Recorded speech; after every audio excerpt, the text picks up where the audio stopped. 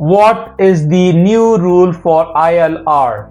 Currently, if you spend 5 years on skilled worker visa, you can apply for ILR, also known as indefinite leave to remain, which is also known as permanent residency of the UK. And if you stay 1 year on ILR, you can apply for UK citizenship. But few months ago, the UK government issued a white paper in which they mentioned that they are going to change the ILR rule, and basically you need to stay 10 years on skilled work visa before you apply for ILR. And on 22nd of July, when some portion of the white paper got implemented, nothing was mentioned about ILR, and people like me, many people who are on skilled work visa, got confused because we now need to know our future. We need to know whether it is a 5-year rule or 10-year rule, and the government has not issued anything about it yet. In order to get clarification and also raise my concern, I wrote an email to my member of parliament in the constituency where I live, and in a video that I uploaded few weeks ago, I mentioned that I have written an email, and today I have got a reply.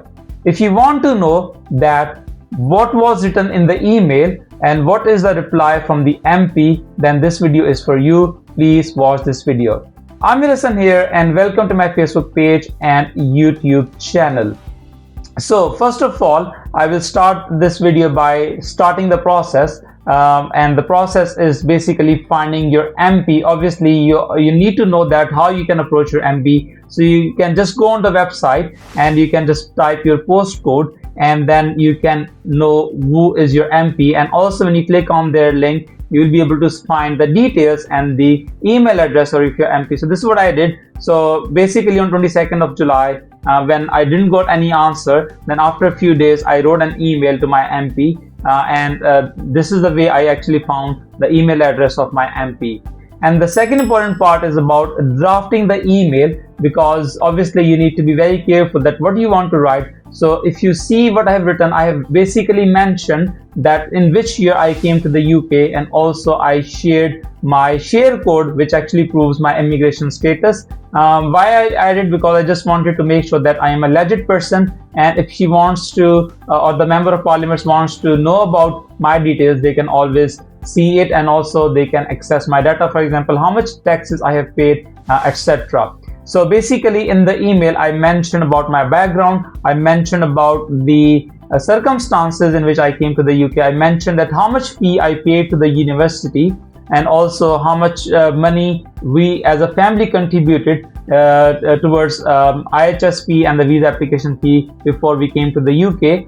And then I also mentioned that up till now, like for 3 years, because we came in August 2022 and now this is August 2025, so in 3 years how much we contributed to the UK's overall economy. And also we mentioned that when we moved to the UK, the rule was a 5-year rule, and we thought that after 5 years we can get ILR.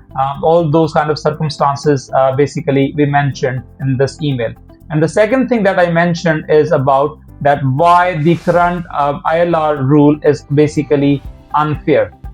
So basically I mentioned in this context here that obviously when you decide about a country where you want to immigrate, there are different options like Canada, for example, or Australia or US, or different options. You consider so many factors. So when I moved to the UK, I considered that after 5 years I will be able to get ILR. But now, because the government is changing it, obviously it is now unfair, because I'm now in the middle of the process. I have already spent 2 years on skilled work visa, and it will be completely unfair if the rule is changed to us. And obviously if the new rules is applied to us, then it means that we need to spend approximately 8 more years on skilled work visa to actually get ILR. So I actually explained that. And then the third part of the email, I asked about my proposal, or what basically I'm asking from my MP, that what they need to discuss. So basically I respectfully asked them to raise this issue in the parliament, because in the white paper they mentioned that they will consult the stakeholders. So who is a stakeholder here? All those people who are on skilled work visa, they are the stakeholders in this case. And I would ask any one of you who are watching my video and we are already on skilled work visa, they should also contact their MPs and also mention that what impact their lives would have if the new rules actually change, because obviously there's no other way the MPs can actually communicate with the general public. So the email is the best way, and they always respond. I've written some emails last year as well to my MP to discuss few other things, and I always got a reply. So you will always get a reply. So in this part, basically I've asked 3 things. I said that raise this issue in the parliament, and also request urgent clarification on the change that when they are going to be applied, so that we know in our heads, we know the clarity that when the ILR rule is going to be implemented, is the new ILR rule going to be implemented or not, or what is the current status. So we definitely want to know about it. And the third thing is basically asking my MP to advocate to keep the rules same for at least those people who are already in the UK, because it is not their fault that they came on good faith, considering that there is a 5-year rule and now suddenly government decided to change it. Obviously UK can apply new entrant rule to anyone who is coming and making a new entry, but those who were already in the UK, they should not be affected. So this is what I asked in the email, that at least advocate for those people that were already on the skilled work visa. At least the new rule should not be applied to such people. And then I wrote about my final thoughts. You can see what I've written in the email. You can already see what text I've written. So after writing an email, please make sure that there are 3 things you need to be mentioning at the end. You should be writing your full name and address and your contact number. If you don't write your full name, contact number or address, the MPs will not reply. This is a basic requirement. MPs will only reply to your email if you write all your personal information, like your name, the address that you live on, and also the contact number. And as soon as I wrote the email, I just received an email which was auto-generated email, which said that I will receive a reply for between 10 to 15 working days. And after that wait, I actually got a reply, and I'm going to show you the reply from my MP. I'm just going to read it loud. And what they said that dear Dr. Amir Hassan, thank you so much for writing to me about the proposed changes to immigration policy. I appreciate your concern, and I'm grateful to hear your perspective given your personal experience of the immigration system.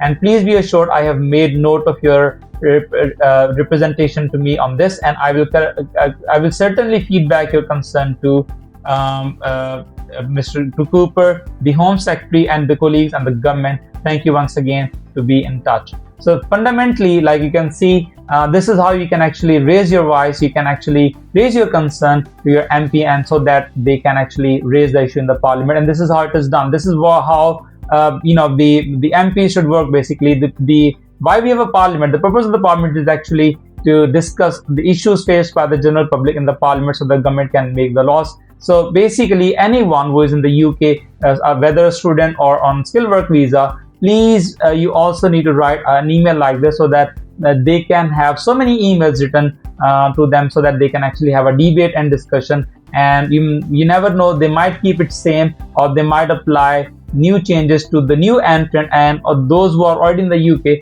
they might not get affected. So if you have any questions, please write in the comment section in my YouTube. If you have any thoughts, please also do share that as well. And also, if you know, I have started uploading videos about my weight loss journey as well. I have spent a lot of time in making those videos and researching and the calories and the diet plan, and also like recipes. I request you to please watch those videos and also spread it in your community as well. If you have any questions, please do write here in the comment section. Thank you so much for watching my videos. Amir Hassan signing off.